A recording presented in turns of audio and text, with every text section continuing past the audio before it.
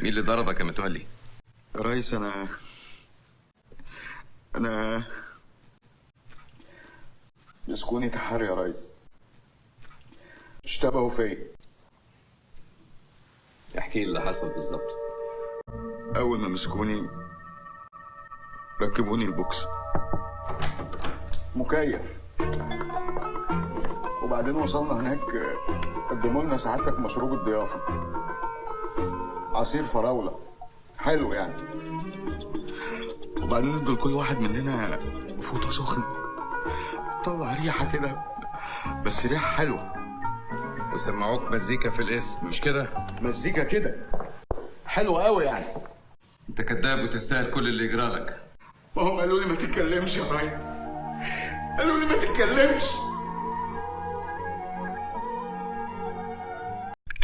مين اللي ضربك يا متولي؟ يا ريس انا مسكوني تحري يا ريس، اشتبهوا فيا. احكي اللي حصل بالظبط.